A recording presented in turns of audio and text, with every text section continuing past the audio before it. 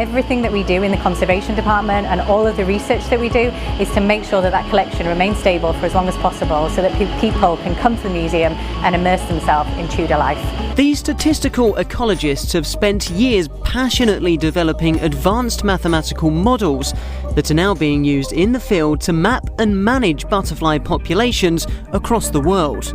I've been working for, 7 years or so on a fascinating publication called The Ladies Magazine, a hugely popular monthly magazine for women. I would certainly argue the first recognisably modern women's magazine. We're working together with the University of Kent and other partners to really make it a real vaccine that you can use. The product is right here and not just in papers.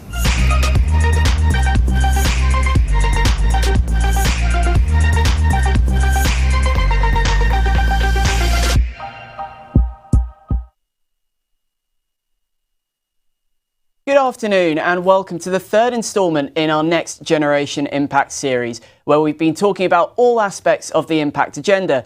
Today's event is titled Maximising Impact, Working in Partnership. Here at the university, collaboration across academic disciplines and with a diverse range of external stakeholders has led to many successful research projects. But what are some of the opportunities and challenges arising from this engagement? And just how can you find, develop and maintain such collaborations? Well, we've got the perfect panel to tackle such questions. Joining me on the line are the University of Kent Professor Colin Robinson, Shona Illingworth and Dr. Hee-Jung Chung. And if you're watching us on YouTube or Facebook, you can also join in the discussion by sending us any questions or comments in the live chat sidebars on whichever stream you are watching on. We'll then put those to our panellists, and you can also tweet your questions and comments using the hashtag NextGenerationImpact. So let's get stuck in, and I want to start off by going around the group and finding out about your respective areas of research. Professor Robinson, let's come to you first. Tell us a little bit about your area of research and how collaboration has been central to your work. Hi there. I'm a biotechnologist in the School of Biosciences, and we make recombinant proteins. Some of them are for advanced medicines, some of them for animal vaccines. And this particular project has been in collaboration with a group in Thailand to develop vaccines for to combat pig viruses, which are a massive problem in Southeast Asia and elsewhere for that matter. So it's been a very interesting collaboration. They have got lots of experience in the virology and in the need for particular vaccines. We've got experience in making the vaccines. And so in the space of the project, we've got to the stage of designing a vaccine from scratch, making it a small scale, making it large scale in Bangkok. And as we speak, it's being tested in pigs for efficacy. So this would be the first Thai-designed and Thai co-produced and marketed animal vaccine, which would be fantastic. And Shona, you're from a completely different field. Would you like to give us a brief overview of your research area? Sure. So I'm an artist. I work mostly making large-scale multi-channel video and sound installations for exhibition and art galleries. So my work engages a wide general public. But the real focus of my research, of the project that I'm going to talk about today, which is called Lesions in the Landscape, is a multifaceted project which involves a whole range of different partners in different parts of the world, different kind of platforms for engagement. But absolutely core to the project is the collaboration between myself as an artist, neuropsychologists Martin A. Conway and Catherine Loveday, who are experts in the field of autobiographical memory, and a woman called Claire, who at the age of 44 had viral encephalitis, woke up from a coma to find that she had lost access to much of her memory for her past. and also was unable to form new memories and had prosopagnosia, quite dense prosopagnosia, which is more commonly known as face blindness, or the inability to identify people by looking at their faces. And what was very important in that collaboration was that kind of, I suppose, the research methods that we used were very creative in many ways, and they sought to find ways for Claire to share an experience that's very, very difficult to share with others, which is the kind of experience of living day to day with this level of memory loss or memory function. But the other dimension of this project was to think across individual experience of memory loss or amnesia, and to think across that to the kind of social context. So, what are the consequences of cultural erasure, for instance? What are the consequences of the loss of agency in the ability to construct and form memory for the past, and what are the implications of that for not just living in the present, but for the way we imagine the future? So we've had the arts, we've had the biosciences. Dr. Chung, over to you. You're from, again, a completely different area. Tell us about your particular research. Yeah, so I'm a labor sociologist, and I've been doing research around kind of how labor markets change and how that impacts individuals' kind of behaviors, attitudes, but also most importantly, gender equality. About partnerships, so I was the principal investigator of an ESRC funded project called Work Autonomy, Flexibility and Work-Life Balance, of which we had a number of policy and policy stakeholder partners, including sort of the government Department of Business, Energy, Industrial Strategies, or other policy stakeholders such as like Charter Management Institute, etc. So I've been working with kind of policy makers in the UK as well as across the world, like the European Commission, UN, Korean government, Estonian government, in trying to develop policies and provide kind of feedback in their kind of policy thinking, policy documentation. But I've also worked with such as the UK Government Equality Office in drafting their kind of, let's say, policy guidance for employers in tackling the gender pay gap.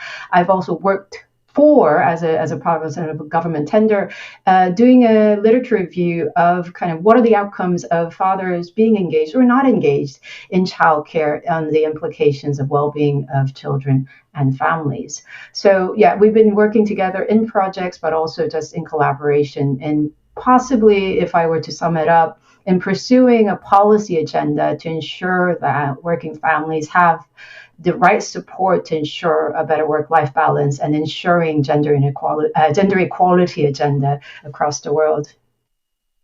A fascinating introduction there to three very different areas. We're obviously open up to the floor now, so anybody watching on YouTube or Facebook who wants to send in any questions for our panel to answer, any comments on any of the discussion points, do send them in now and we'll put those to our panel.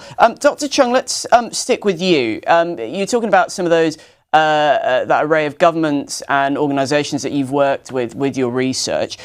What are the methods that you use to looking at those relationships that you want to establish? I guess, how do you identify the stakeholders that you want to work with your research? I think you just need to be aware of, for example, so if you were to go for the government, you probably, if you're working in an area, you know which government bodies are, like, for example, in charge of certain policies. For example, BASE is in charge of the flexible working rights as well as a number of parental leave policies. So in the beginning, especially when I was starting out and as an early career researcher, when you don't have the connection, it is very difficult to get in touch with these people because those numbers and contacts do not exist. Obviously, if you have someone who knows someone, then it helps. Those are quite difficult. With policy stakeholders, it may be a slightly easier, but again, it is up to you to kind of read up on, if you want, the gray literature or some of the policy documents that are around or maybe even look at some of the government, let's say, inquiries to see who are the influential kind of bodies that really shape government thinking, government policy making in these areas. And then it's up to you to contact them. The good news is, once you know people, the policy areas, although they're very broad, people start talking to each other, and you do get to a point where the policy stakeholders may come to you for, let's say, advice on things, for webinars, for workshops, etc. And then you could start building your networks through that. So, Dr. Chung, obviously, it's like, as you said there, it's always about getting your foot into the door with a lot of these stakeholders. How different is the approach when you are approaching these various stakeholders? What's an approach like that you would take with a government official to what you would with maybe an NGO, and how different is that when you deal with like international governments, for example? What are the kind of the nuances and the differences you have to take into account? Well, I guess with the policy stakeholders, again, I have been very lucky to know some European kind of stakeholders through my PhD and my supervisor, who was very much working with the European Commission at that time. And in a way, it was a much more kind of a fluid, like, oh, I know someone, go and talk to someone kind of an approach. So it was a slightly easier, if you want. And especially given the policy stakeholders are much more, let's say, open for collaboration and open to have conversations with you, it is possibly easier. With government, because they are very careful about any conversations you have with them, as well as setting up relationships, because they are much more sensitive to the public eye in terms of what they do. You have to be a bit more careful. Having said that, luckily enough, many of my government contacts, especially those that come outside of the UK and Korea, were actually from people contacting me. So one really important thing, and I really highlight this as an important step for especially early career researchers or anyone who's kind of going into impact work in the beginning, is to make your work seen. Have websites, have information, let's say graphic, information that are easy to digest. Write think pieces, which that could be republished in various magazines, etc. So you have to really almost have your name widely spread out so that people find you, and then set out a kind of a relationships through that. And Shona, for you, is your process different to Dr. Chung's there, that when you're identifying fellow artists or subjects like, I think you said her name was Claire in the Lesions in the Landscape project, when you're identifying those individuals that you want to work with, is that process any different to Dr. Chung's? Yeah, I think there are a number of key differences, perhaps. One is that my work is intended for the public realm. So exhibitions, screenings, a whole range of different kind of platforms then are open for the work to be to have an engagement with a wide public, and with that comes press interest. So, Lesions in the Landscape was reported on in BBC News. It featured on Radio 4. There was quite a lot of media interest around the work. So in that sense, yes, there was a kind of wide and natural, if you like, online awareness of the work as well, because each gallery would profile these were solo exhibitions, large touring international solo exhibitions. So each gallery and venue would promote the work. So it was very, very visible. But the other thing that has been critical to my practice since 2006 is that I've run a series of interdisciplinary forums for invited participants, and these center around some of the key research questions that underpin the research and practice, and invite others across a range of different disciplines to come together to discuss those questions. And these were first called the Memory Forums, and then they became the Amnesia Forums. And so through that process, I built up a very large network of people who incidentally continue to work with each other as well as to be connected with the project that I work on and I'm working on now. It's interesting that you talk about media partnership, Shona. Is that in some ways equally or as important as the collaboration that you have with some of the stakeholders in getting that eventual product like an exhibition? Is it having that media partnership and those links with local, regional, international media equally or as important? I wouldn't describe them exactly as media partnerships. I would the contact with the media comes through the exhibitions and the work itself.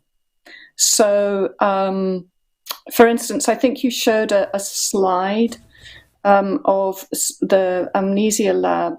So the Amnesia Lab was a kind of expansion of the Amnesia Forums, which is a closed group of invited interdisciplinary researchers, practitioners, artists, coming together to have those discussions. And the Amnesia Lab grew out of that. It was a collaboration with a writer and a researcher and academic at the University of New South Wales called Jill Bennett, who I have worked with for many years. And we organised a symposium, I suppose you would call it, but it was an experimental symposium in a very large gallery that the University of South Wales have.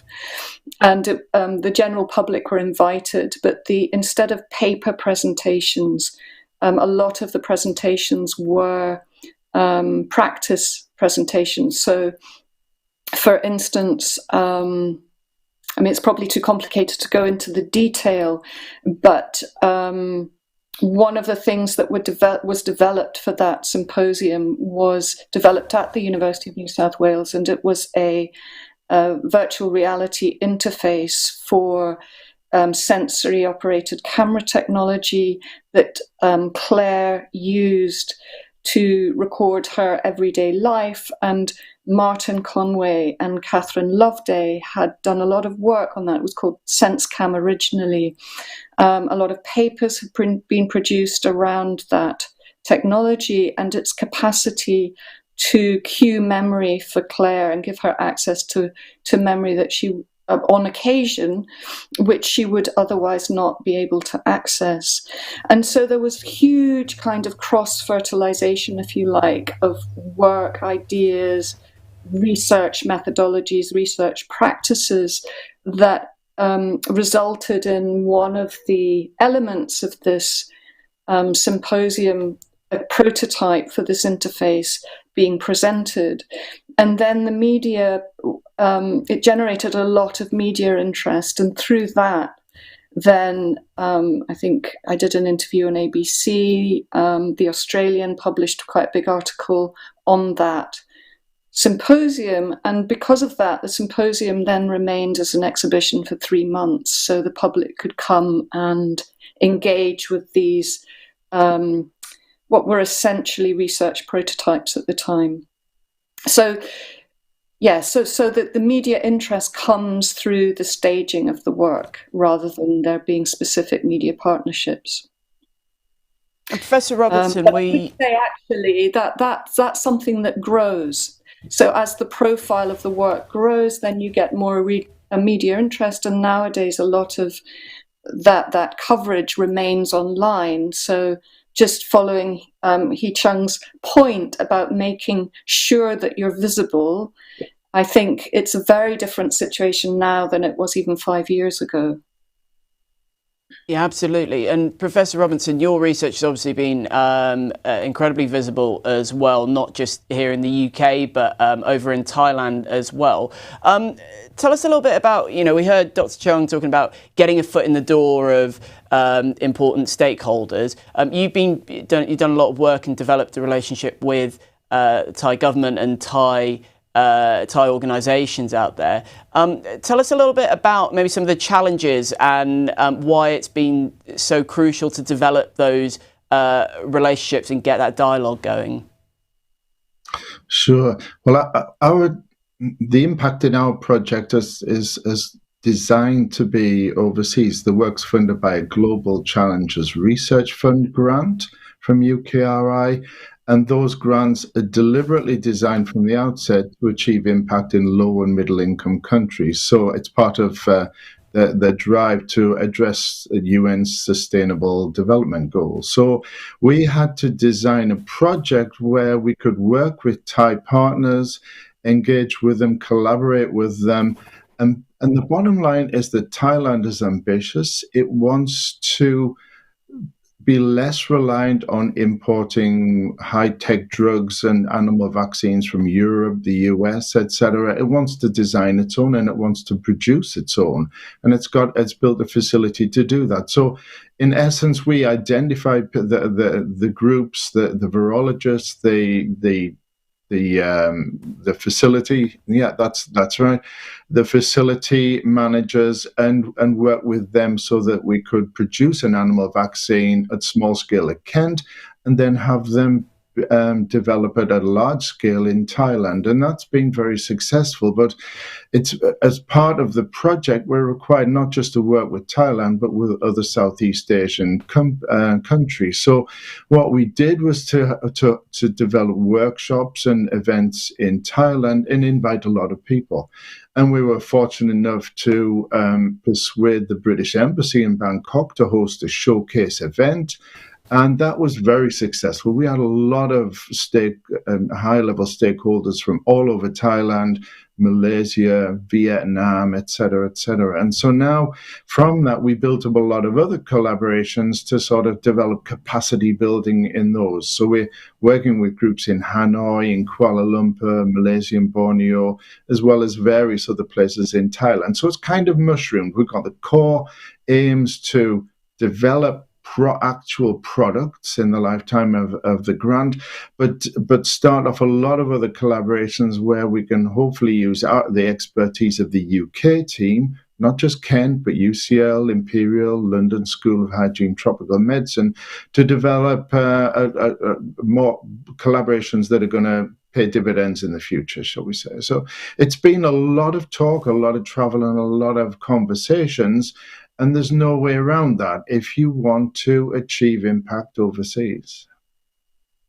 And one of the things that we saw in those clips that were playing while you were talking was the technology that's involved. And we've actually got a question in from Andy Stiles from Vertigo Ventures. He's asked, how has technology featured in facilitating your collaborations? And what are the opportunities and challenges with using technology for future collaborations post-COVID? Professor Robertson, I'll let you take that one.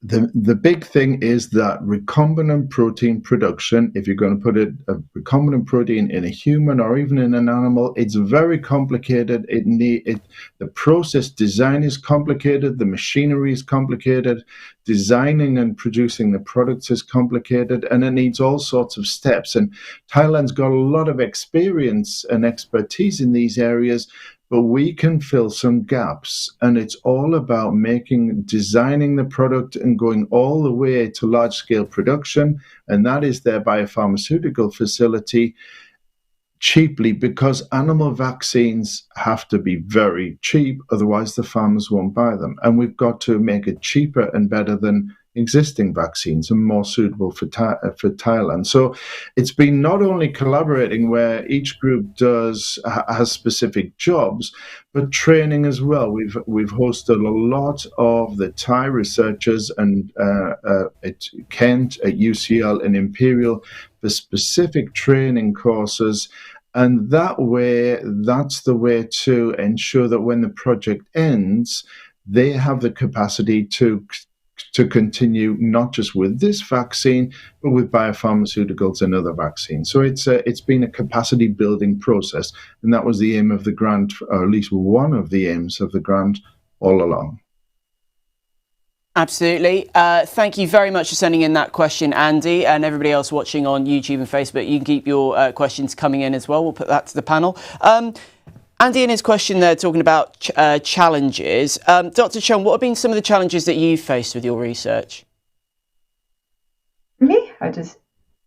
Oh, yeah. So some of the challenges that we face with our am I muted?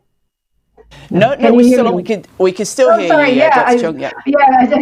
Okay. So yeah, some of the challenges with impact work, especially working with a wide range of kind of policymakers and policy stakeholders.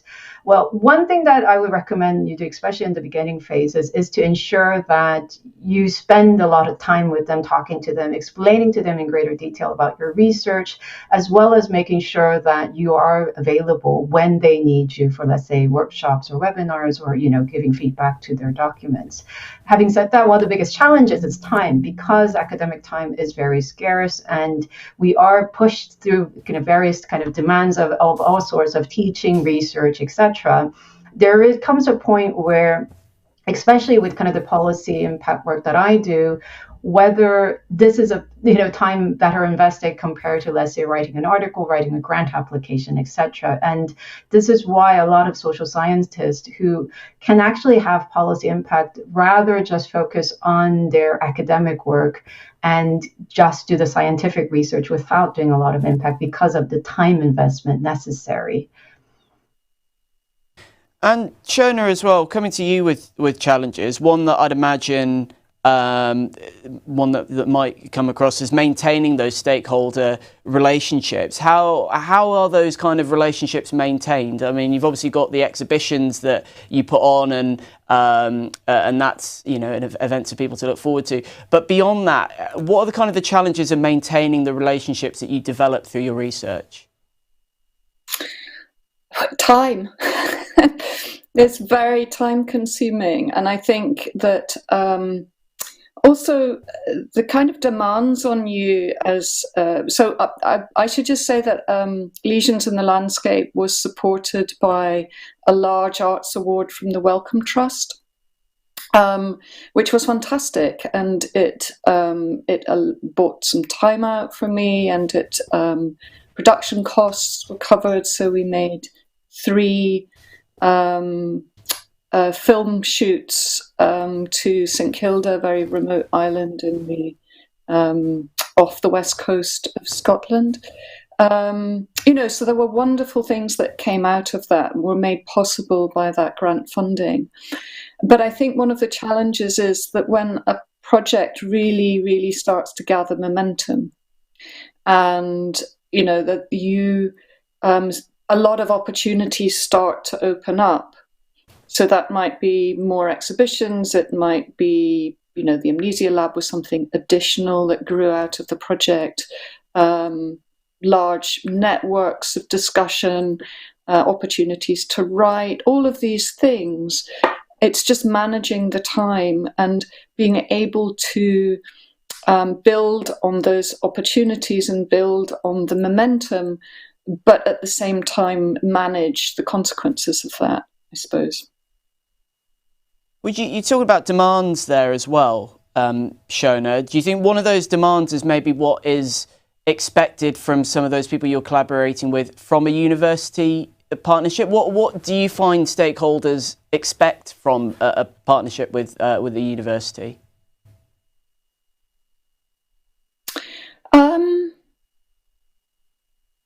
That varies enormously according to who those stakeholders are. So a gallery would be working much more with me in the capacity as an artist, whereas other researchers would be working with me more as an artist researcher who brings something very different perhaps to an interdisciplinary discussion and debate. So that would vary a lot according to who we're talking about. I would say that one of the other challenges, perhaps, and something to be aware of when you're working in a creative field and you're looking at impact, is sometimes it's more difficult to quantify the scale and scope of the impact. And that's because some of the impact can kind of emerge a number of years later. I mean, there are very sort of visible direct impacts, but there are others, like, for instance, a changing public awareness and discussion around the experience of living with amnesia is much more difficult to capture, perhaps, than the contribution that this project made to specific scientific understanding of the impact of amnesia on the capacity to imagine the future, for example. So that's another challenge, I think. Yeah, Professor Robinson as well. The types of stakeholder relationships that you've had, we heard that the workshops that have come up, the work with fellow scientists on your project. Can that go beyond the science and look at relationships with outreach, with media, with other aspects of policy making? Is that something that your project has looked at or is going to be looking at going forward? To an extent, yeah. With ours, we've got rather defined goals. We want to make certain products. We want to get to a certain level of training with early career researchers. But all along, we've been wanting to promote this project. And one of the reasons is that we want to continue the work once the grant's funded. So we're working with a number of stakeholders in Thailand and elsewhere to just basically spread the word. And although the most advanced project is on animal vaccines, we're using the same technology to develop biopharmaceuticals, human protein drugs, anti-cancer, anti-inflammatory disease. And that's gone very well as well. But there you need to engage with a lot of stakeholders, because there is no point in us making the products unless the Thai healthcare system and other Southeast Asian healthcare systems want to use them. And these are very expensive, even if we're making them relatively cheaply. Something like a Herceptin, a breast cancer drug, this is very expensive. So we need to talk to a lot of government departments and NGOs to really get a feel for how the project can work with for Thai society, rather than just for Thai academics and the veterinary vaccine companies that we need to work with. So yeah, we need to talk to a diverse group of people. And you know, there is no way around that. If you don't do that, we're academics working in a vacuum, and that just, you know, that for a complex project with 20 people employed, that's just wrong. Absolutely. Can I speak to that point? Because I think there's a really interesting point that was made in terms of the timing of impact as well as the capacity. Because also with the work we do, so we talk to a lot of government, you know, policymakers, and persuade them that this is a good policy to have. This is a good policy reform to have. The problem is that lots of policies depend really on who the government is, what the political landscape is like. So there's so many externalities in terms of what you can do. So, and I think, you know, Colin made a really important point about, so this is why you need to actually have connections with not just, like, let's say, key policy makers, but the policy stakeholders who will continue to kind of pressure the people that can make change. So to work together as a collaboration across different bodies, and to continue to kind of voice these opinions, rather than think of it as, okay, we do it at this many years and that's gone and done with. It's a kind of a building up of processes, and you never really know when these landscapes will change and where you can really make a difference in a way. Yeah, I couldn't agree more. Actually, I think that's one of the it's one of the challenges of articulating precisely, or one of the risks of thinking of impact as some kind of finite end point. You know, I think that when impact works really well, it works within a dynamic of change that involves many different layers, many different stakeholders, things happening at different speeds, you know, and sometimes you will do something, and then a number of years later you will realize that this element of the work that you've done has had an enormous impact, but that was maybe not anticipated at the time of beginning the research. So. Yeah, I mean the impacts from all of your research projects has been astonishing, and we've actually been able to talk to some of those who've been involved with all of your projects. We'll hear from them, so we're going to take a short break and hear from them. We've got a load of questions that are coming in as well that will get answered, so stay with us, and here's a few pre-recorded testimonials. Hi, I'm Catherine Loveday. I'm a Professor of Neuropsychology at the University of Westminster, and I worked with Shona on the Lesions in the Landscape project and on a number of other projects. In honesty, I was quite sceptical about working with an artist when I first started. I was a really sort of hardcore scientist, but I can honestly say it completely transformed not just how I work, but what I know and what I understand now. One of the key things about working with Shona was that it introduced me to different ways of accessing the lived experience.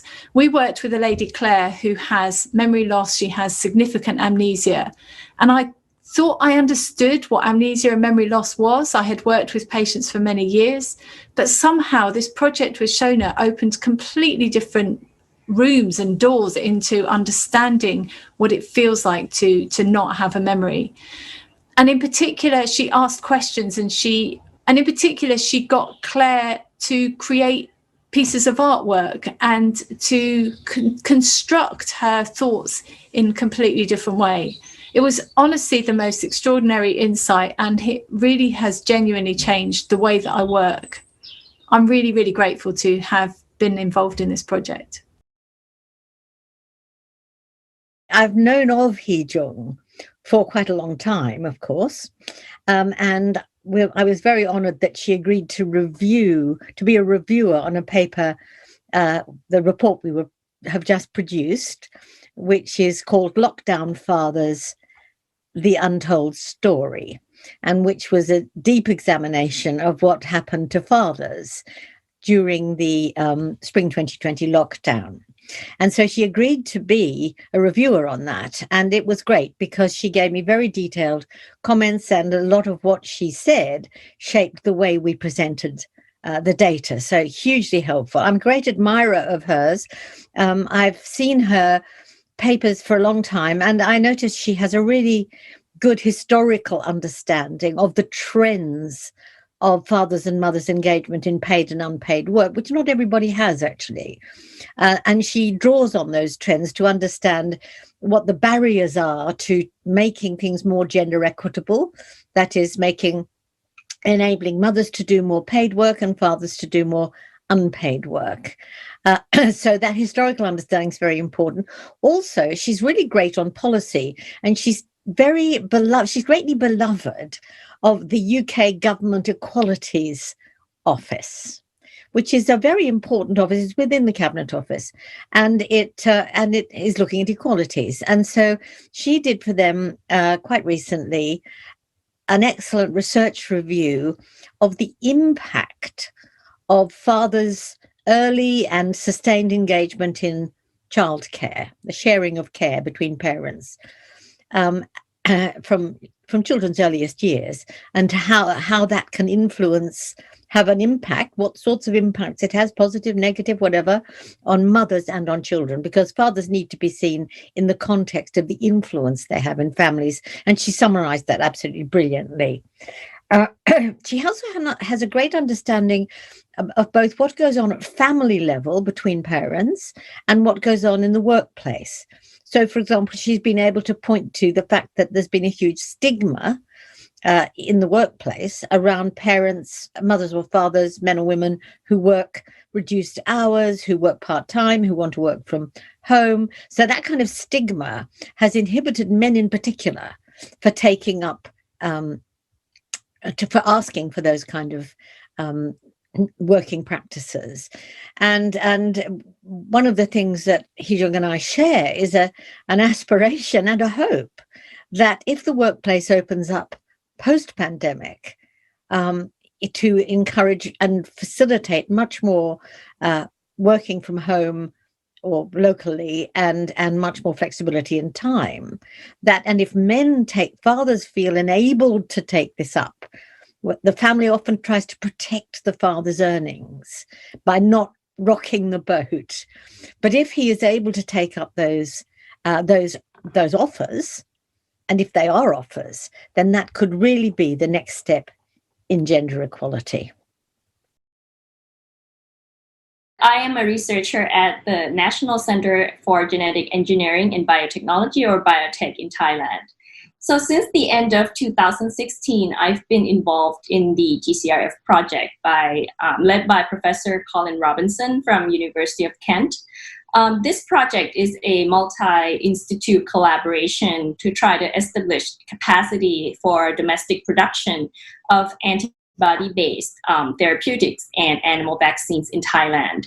This is an immensely important goal, as the domestic capacity would help many poor patients who are currently being denied access to these high-value protein drugs because they are just prohibitively expensive. For animal production industry, domestic vaccines would benefit especially smaller independent farmers who you see in the film, and increase food security and decrease inequality and foreign dependence on vaccines. It is also a very challenging goal for a 4-year period project. Therefore, it means a lot to have all the expertise from Colin's and Mark's labs from Kent, and also from other universities, to speed up the process and to exchange knowledge with us. For animal vaccines, I'm pleasantly surprised with the progress we've made in the past 3 years. We are close to pushing the vaccine candidate for the target animal trials, which is considered quite rapid. And my hope is, of course, we continue to work together in the next project that might be a continuation or a development based on what we've done in this project, or we move to another pathogen, another vaccine, another drug. At the time of the filming, nobody knew of the COVID-19, so that was good times. We were allowed to, go to pig farms and do a lot of things. But actually, the platforms that we have set up, or the knowledge that we've gained during the collaboration in the GCRF grants, is actually now directly giving us alternatives for domestic COVID vaccine research in Thailand. So I think it's very important that we keep close collaboration with multiple expertise, like the GCRF grant, continue it in the future. A big thank you to Professor Loveday, Adrian and Dr. Pira for those testimonials there. Shona, as Professor Loveday says in her clip, you're engaging with stakeholders from both a clinical and an arts background. How was it engaging with those interdisciplinary collaborators, and what lessons did you retain from that experience? Well, I think I would separate out the clinical from the art community, but I would say that the space where that did really come together was in the Amnesia Lab symposium that we carried out at UNSW, but also there was very important work done by Jill Bennett and Ling Froggatt and their team, which was a kind of qualitative analysis of the impact of the big video and sound installation that I made. And part of that process were bringing stakeholder communities of people who were living with memory loss to that exhibition, and in a sense evaluating the impact of that exhibition. And they discovered that contrary to the usual or the more common use of art practice that is in a way maybe not dealing directly with the difficulties of memory loss. The fact that this exhibition dealt with those or addressed those questions in the way that it did enabled people to talk to their families, to talk to their clinicians, to talk to within that whole community. It opened up a whole range of different conversations and articulations of that experience for that stakeholder community. So I think that evaluation project was funded by another large grant in Australia, and that was incredibly valuable to have that insight into the specific impact of that exhibition on that stakeholder community. And as I said before we had that short video break, we've got a couple of questions that have come in. Amanda from Bournemouth University. This question is probably best suited for you, Professor Robinson, with your links in Thailand. Amanda's asked, assuming restrictions around travel and face-to-face meetings continue, what are the challenges for building relationships and collaborations? Are there maybe some opportunities? I think one of the main things I've learned from this is that you can meet people virtually on email, by Zoom, etc. But to be honest, with the collaborations that we've developed, there is nothing like face-to-face contact. And this brings us, the main challenge has already been mentioned, and that is time. It takes a while because of cultural differences and differences in capacity and experience. There's simply no substitute to developing a collaboration by sitting down with people over in Thailand or wherever and going through a lot of stuff very carefully so that there are no misunderstandings. And that takes money. We went through half of almost our entire travel budget within the first year because we simply didn't factor in how much travel is needed to sit down and meet with multi-person groups to go through complex collaboration. So it's a question of time. It's a question of identifying the right people. So you need to have contacts in the countries who can help you. And the British Embassy was very good on that score. But the main thing is you have to have the freedom, the academic freedom to travel, and not everybody has that freedom. Basically, I think I was fairly fortunate to be able to basically drop things and go out for crucial meetings with a few weeks' notice. And Dr. Hee-jung as well, coming to you with that same question as well, because obviously a lot of work that you do is international as well. Putting Amanda's question to you as well with those restrictions, what are the challenges going to be if they continue?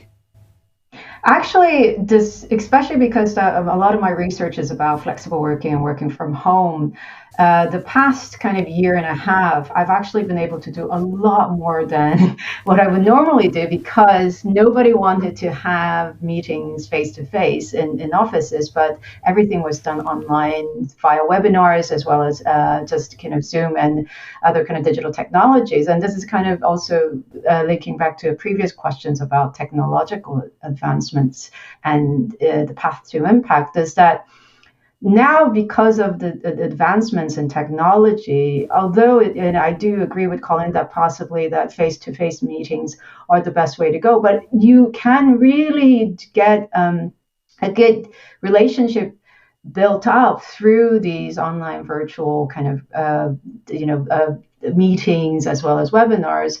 And through that, I was able to actually engage much more across different countries, even within the UK as well, different stakeholder organizations, because we didn't have to travel and we saved a lot of time by not having to travel, as well as less impact on the global warming crisis. So, for example, I've organized with the Korean Parliament a series of webinars on the 4-day week over December and January. And again, this would not have been possible if I had to go to Korea on 4 occasions across 2 months to be able to carry this out. Whereas because it was a webinar, it was no problem. It was also recorded. So I think it provided more opportunity for other people to engage in the debate as well. So I find that there is actually an opportunity when we are able to do these kind of engagements online in the future.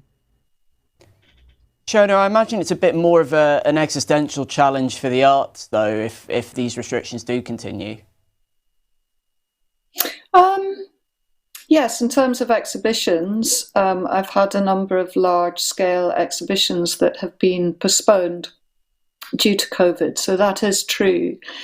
But the current project that I'm working on at the moment, which is a project that proposes the recognition of a new human right, and involves setting up, or I've set up a tribunal, a people's tribunal, with a colleague at Kent called Professor Nick Grief, called the Airspace Tribunal. And at the beginning of the project, we held hearings in person, but last year we held a hearing online, and the advantages of that was it enabled people to participate and make representations to the hearing that would be restricted by lack of funding to travel. And we're about to hold another hearing with the European Centre for Constitutional and Human Rights in Berlin. And a lot of the speakers who will be giving representation to that hearing come from the Global South. And so in some senses, it's been hugely beneficial in terms of reach and participation of people who otherwise would not be able to travel and be there to take part physically in person. So I've seen this as a huge advantage, actually. Well, it's really positive to hear. We've had another question in from Fernanda. I'm going to come to you, Dr. Chung, for this one. She's asked, what is your advice in securing a letter of support from a policy stakeholder that you don't know? Well, okay, so I guess this is relating to some of these grant applications where you are asked to kind of provide letters of support when you're applying, just so that the funder understands that your research is of relevance for different policy bodies. And I have to say, so when I was going for my ESRC grant, it took weeks to try to even possibly more than a month to try to get those letters, especially if you don't know the person that very well. What I'll do is, first, I think the most important thing is try to reach out to colleagues or people that may have contacts with these bodies, and try to get a personal contact in place.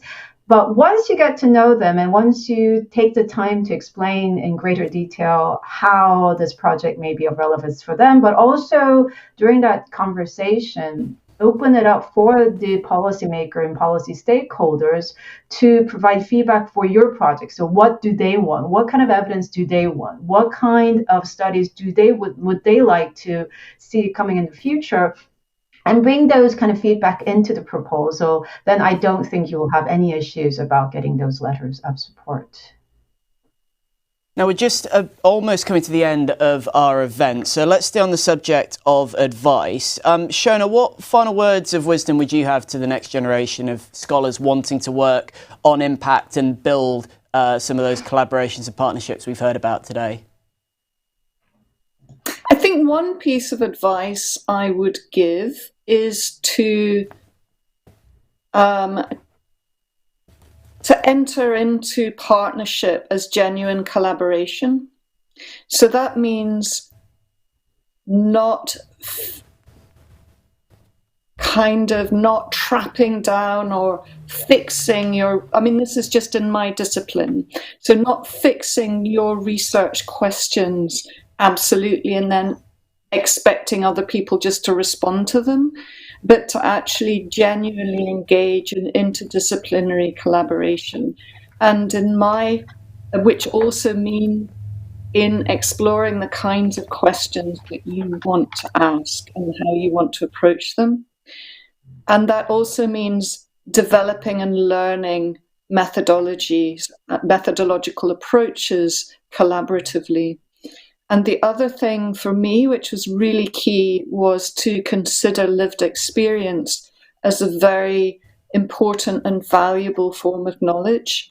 So in my case, one of the things was not to have a kind of hierarchy of knowledge and understanding, or a hierarchy in the process of knowledge production, and that meant working with Claire, the woman who has amnesia, very much as a collaborator on that project. So I think that would be my advice. And Professor Robinson, we've had a question come in right at the end here. Any tips for ECRs without a track record in academia? Oh, there's a really, I would say, get out and about and meet important people. I mean, you can only do it virtually at the moment, but introduce yourself, try and get to meetings, and above all, just try and get your face and your name known. So giving posters, offering to give invited talks, really just trying to make the contacts who can help you get up the ladder, as it were. And if you can, show in your CV that you're capable of getting things done, by starting low with grant applications, for example, writing small ones. There are lots of small grants out there that are relatively easy to get, travel grants when we can, but other grants as well, to do sort of priming work. And that shows you've got ambition, that shows you've drive, and that shows that you know that for academics in many fields, especially ours in biotechnology and biology, grant funding is a crucial part of getting the job and, frankly, keeping the job. And so it shows that you've got that in mind. Dr. Chung, to you. Yeah. I was just going to come to you actually for your for a final word on advice, maybe specifically to your own discipline and also maybe more generally. I mean, I think Colin made a really, excellent points. But one of the things that I would add is try to go and find academics that you want to kind of mirror, or try to find academics that are doing kind of research around your area and you feel like are doing really good impact work, if you want to do impact work, that is. And then contact them to ask for their advice. But also, I think one interesting thing is, so I know a few more kind of junior researchers that is doing research similar to mine, but not quite, but still are doing the research. And what I do is I know of them, I have a little network. So a lot of the public engagement activities that I've been asked to do, I actually forward that invitation to them. So, getting yourself known to slightly more senior researchers that are doing a lot of impact work or being asked to do a lot of impact work, get to know them so that they can think of you the next time they get an invitation, right? Again, this is something that you could. It's not that difficult. Just get yourself known, not just to policymakers, but also to the academics that may be of help. Absolutely. Thank you very much, Dr. Chung, Professor Robinson and Shona, for such a fascinating discussion today. And of course, thanks to everyone at home for tuning in and sending through all your fantastic questions and comments for our latest edition of the Next Generation Impact series. We're off for a few weeks, but we'll be back at the same time on Thursday, the 17th of June, for another discussion on maximising impact, but it will be on the theme of impact through innovation. To join us for that, head to the University of Kent Research Excellence Team's webpage for further details. But for now, enjoy the rest of your day and we'll see you again for another exciting conversation soon. Goodbye. The project brings together a consortium of leading Thai and UK scientists with the aim of developing a process for Thailand to be able to mass produce its own animal vaccines. The project is led by Professor Colin Robinson and Dr. Alison Walters from the University of Kent. The idea behind this project is that we're going to produce recombinant proteins that are used as animal vaccines. Recombinant protein is a protein from one organism that's produced in another. So, for example, we're going to take a protein from a virus that infects pigs and we're going to get E. coli to make it. So we're kind of using E. coli as a factory to make lots and lots of this foreign protein that it doesn't normally make, that we can then purify extract from the E. coli in large amounts and then use as the vaccine that we need for the pigs.